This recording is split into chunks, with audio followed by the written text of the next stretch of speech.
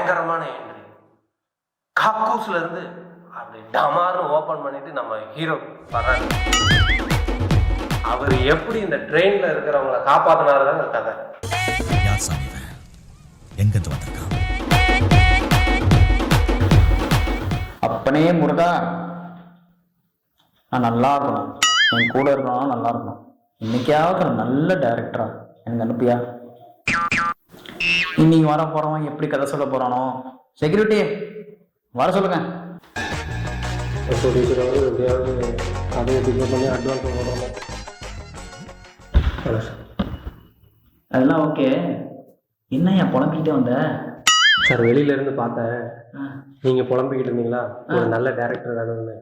அதே மாதிரி நானும் அந்த நல்ல டைரக்டர் நானா இருக்கணும் முருகா, இன்னைக்கே ப்ரொடியூசர் அட்வான்ஸ் கொடுத்துடணும் அப்படின்னு கடவுள்கிட்ட வேண்டிக்கிட்டே வந்தேன் சார். அதெல்லாம் ஓகே, அதை நான் பார்த்துக்கிறேன். உன் பேர் என்ன? என் பேர் ராக்ஃபோர்ட் சாந்துரு. என்னோட கதைங்கெல்லாம் புல்லட் ட்ரெயின் மாதிரி ஒரே நேர்கோட்டில் ஸ்பீடாக போகும், ஒரே நேர்கோட்டில் ரிட்டர்ன் ஆகும் ஸ்பீடாக போகும். அவ்வளவு ஸ்பீடாக சொல்கிறதுனால தான் என்னோட நிக் நேம் ராக்ஃபோர்ட் சந்துரு. ஓ, அப்போ நீ தான் அந்த ராக்ஃபோர்ட் சந்துருவா? கரெக்ட். சரி சரி, கதை சொல்லு சார். ஒன்று கதை சொல்கிறதுக்கு முன்னாடி பேப்பரும் பேனாவும் எடுத்துக்கோ. பேப்பரும் பேனாவா? ஆமாம் சார். என்ன பண்ணுறான்? ஸ்கெட்சுலாம் போடுறான். சரியான புஸ்கிட்ட வாங்கிட்டு உனக்கு நான் என்ன த்ரோவம் பண்ணுறேன்? என்ன போட்டு பைக்கு கிட்ட மாட்டிக்கணும் சார். இது ஒரு பயங்கரமான கதை. இந்த கதை எங்க ஆரம்பிக்குதுன்னு பார்த்தீங்கன்னா அமெரிக்காவில் ஆரம்பிக்குது. அமெரிக்காவில் கிளம்புன ட்ரெயின் ஒரு 2000 பேர். அதில் எல்லாமே அப்பாவி பொதுமக்கள்.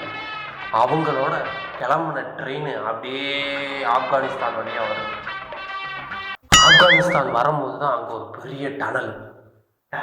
ஆமாம், அந்த டனலுக்குள்ள ட்ரெயின் அப்படி புகுந்து அந்த புகுந்த கேப்ல பார்த்தீங்கன்னா ஒரு 50 தீவிரவாதிங்க பயங்கரமான துப்பாக்கி, ஆயுதம், ராக்கெட் லான்ச்சர் எல்லாத்தையும் எடுத்துக்கிட்டு அந்த ட்ரெயினை அப்படியே ஹைஜாக் பண்ணாங்க. இப்போ விடுறோம் சார் இன்டர்வல். இந்த இன்டர்வல்ல இருந்து அந்த ட்ரெயின் என்னாச்சு, அதுல இருந்த 2000 அப்பாவி பொதுமக்கள் என்ன ஆச்சு, அவங்கள காப்பாத்தினானா இல்லையா நம்மளோட ஹீரோ, அப்படின்றது தான் நம்ம படத்தோட கதை. பயங்கரமான மிஷில் கன்னு, ராக்கெட் லான்ச்சர், AK-47, எல்லாத்தையும் எடுத்துட்டு ஏறுறாங்க. என்ன AK-64 புதுசா இருக்கு? புது ரகம் சார். நம்ம இறக்குறோம் சார், நம்ம படத்துல பிரம்மாண்டமா இறக்குறோம். 50 தீவிரவாதிகளும் ட்ரெயினை ஹைஜாக் பண்றாங்க. அதெல்லாம் சரி, ஹீரோ காட்டவே இல்லை. இந்த கேள்வி நீங்க கேட்பீங்கன்னு எனக்கு தெரியும் சார்.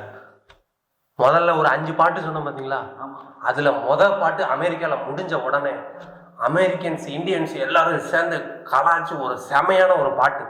அந்த பாட்டு முடிஞ்சோடனே அப்போ ஒரு ஹெலிகாப்டர் ஷாட்.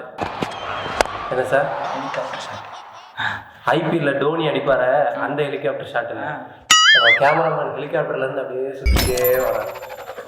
அப்ப ட்ரெயின் வந்த ஸ்பீடுல கேமரா ஹெலிகாப்டரும் ட்ரெயினும் சேர்ந்து அப்படி ஒரு ஷாட்டை உருவாக்குது.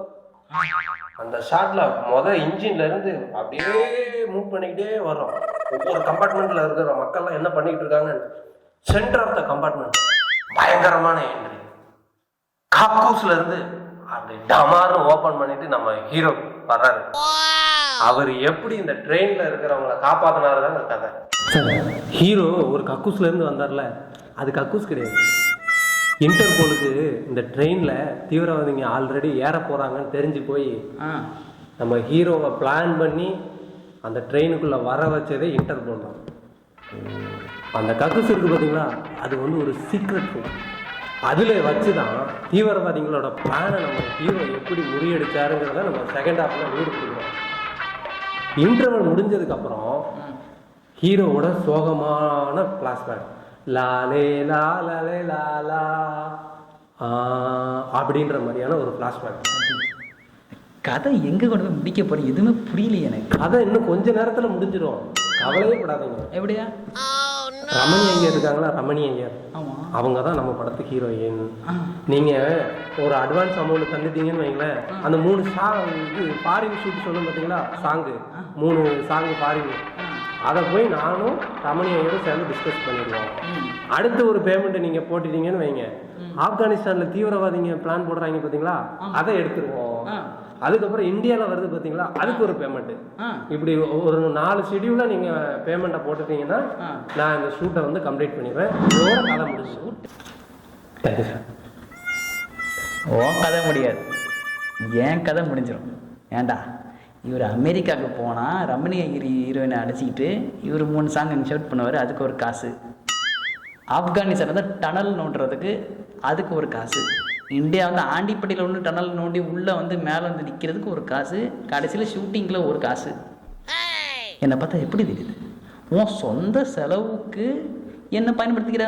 உன் அக்கா தங்கச்சி கல்யாணம் பண்ணி கொடுத்து விட்டு அவங்கள வீடு செட்டில் பண்ணி வச்சுக்கிட்டு அதான உன் ஐடியா?